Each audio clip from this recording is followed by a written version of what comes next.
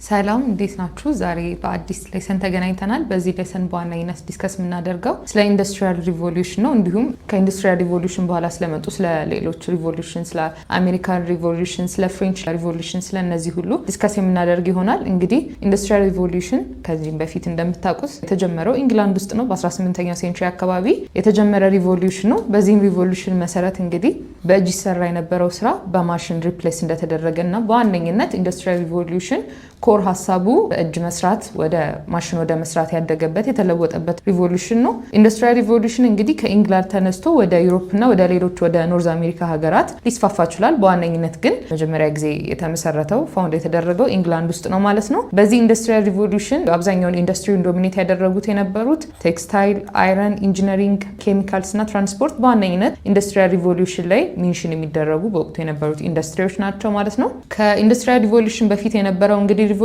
አግሪካልቸራል ሪቮሉሽን ነው። የሰው ልጅ ወደ ከሃንቲንግ እና ጋዘሪንግ ፌዝ ወጥቶ በተለይ ግብርናን ከጀመረበት በኋላ እስከ 18ኛው ሴንቹሪ በፊት በነበረው ታይም የነበረው ጊዜ አግሪካልቸራል ሪቮሉሽን ተብሎ ይጠራል ማለት ነው። ይሄ አግሪካልቸራል ሪቮሉሽን በኋላ ላይ ለተነሳው ለኢንዱስትሪያል ሪቮሉሽን መንገድ የጠረገ ነገር ነው ማለት ነው። ይሄም አግሪካልቸራል ሪቮሉሽን እንግዲህ ዌልዚ የሆኑ ወይም ደግሞ ሀብታም የሆኑ ሰዎች መሬትን ይገዛሉ። ያንንም መሬት በማጠር በዛ መሬት ፕሮፊት እያገኙ እያደጉ እንደመጡ እንረዳለን። በተቃራኒው ደግሞ ድሃ የነበሩት ገበሬዎች የተሻለ ስራ ለማግኘት እየተሰደዱ እንደነበረ እንረዳለን።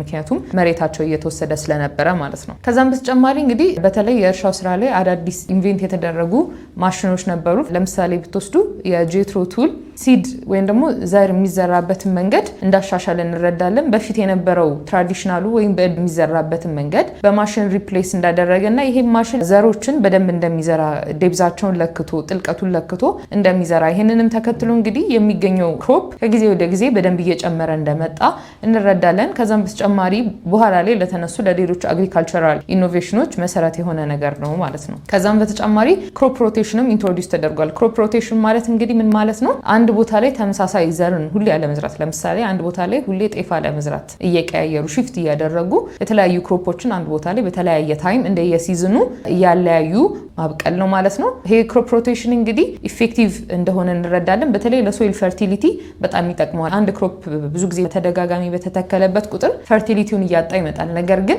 የተለያዩ ክሮፖችን በምንተክልበት ጊዜ የተለያዩ ከነዛ ክሮፖች የሚወጡ ኒውትሪየንቶች የሶይሉን ፈርቲሊቲ የሚያሻሽሉ ስለሆኑ ክሮፕ ሮቴሽን ለሶይል ፈርቲሊቲ በጣም ኢፌክቲቭ እንደሆነ ተገልጾልናል። ከዛም በተጨማሪ ላይቭ ስቶክ ብሪዲንግ እንደተጀመረ፣ እንስሳቶችን ማርባት እንደተጀመረ፣ በተለይ የቤት እንስሳ ተብሎ የሚጠሩትን ማርባት እንደተጀመረ ይህንንም ተከትሎ ፕሮዳክቲቭ የሆነ ምርታማ እየሆኑ እንደመጡ እንረዳለን። ከዛም በተጨማሪ ብዙ የሆነ ምግብ ሰፕላይ እንደነበረ፣ ከዛም በተጨማሪ የተሻለ ሊቪንግ ኮንዲሽን፣ በእነዚህ ሁለት ነገሮች ላይ ተመስርቶ እንግዲህ ፖፑሌሽኑ በጣም እያደገ እየበዛ እንደመጣ እንረዳለን። ፖፑሌሽኑ ደግሞ እየጨመረ በመጣ ቁጥር ዲማንድ ፎር ፉድ፣ ክሎዚንግ እና ጉድስም አብሮ እየጨመረ ሊመጣ ችሏል ማለት ነው። ኢንዱስትሪያል ሪቮሉሽን ለምን ኢንግላንድ ውስጥ ተጀመረ የሚለውን ዲስካስ ስናደርግ የመጀመሪያው ኢንግላንድ ላርጅ የሆነ ፖፑሌሽን ያላት፣ ላርጅ የሆነ ፖፑሌሽን አላት ማለት ደግሞ በቂ የሰው ኃይል አላት ስራውን የሚሰራ። ስለዚህ አንደኛው እዚህ ቦታ ኢንዱስትሪያል ሪቮሉሽን ኢንግላንድ ላይ እንዲጀመር ምክንያት የሆነው ነገር ሃይ ፖፑሌሽን ነው። ሁለተኛው ደግሞ ኢንግላንድ በናቹራል ሪሶርስ ሪች የሆነች አካባቢ ነች።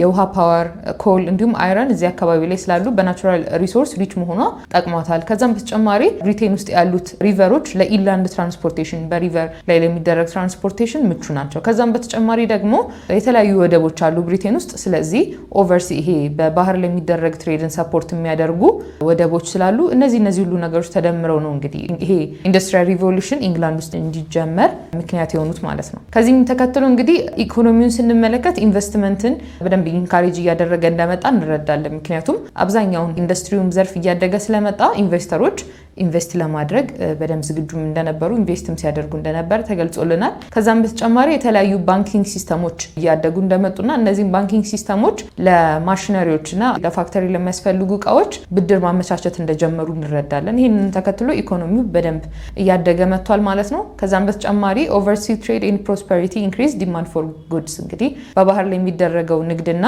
እያደገ የመጣው ብልጽግና ለጉድስ ያለውን ፍላጎት በደንብ እየጨመረው እንደመጣ እንረዳለን። እንዲሁም ደግሞ ሀገሪቱ ላይ ያለው ፖለቲካል ስቴቢሊቲ ወይም ሰላም እንዲሁም ደግሞ ይህንን ኢኮኖሚውን ሰፖርት የሚያደርጉ ህጎች ስላሉ ቢዝነስ ግሮዙን ፕሮቴክት አድርጎታል ወይም ደግሞ ሎካል ቢዝነሱን ፕሮቴክት ሊያደርገው ችሏል ማለት ነው። ከዛም በተጨማሪ ብሪቴን ኢኮኖሚክስ ላይ ፋክተር ኦፍ ፕሮዳክሽን ብለን ሜንሽን የምናደርጋቸውን ላንድ፣ ሌበር ኤንድ ካፒታል ሶስቱንም አላት። ላንድ ስንል ናቹራል ሪሶርስ አላት ብለናል። ስለዚህ ይህንን ታሟላለች። ሁለተኛው ሌበር ስንል ደግሞ ሰፊ የሆነ የህዝብ ቁጥር ስላላት ይህንንም ታሟላለች። ካፒታል ደግሞ ዌልዚ እንደነበረ ካፒታሏም ጥሩ እንደነበረ እንረዳለን። ስለዚህ ሶስቱንም ፋክተር ኦፍ ፕሮዳክሽን ስላላት ለኢንዱስትሪያል ሪቮሉሽን ምቹ ነበረች ማለት ነው።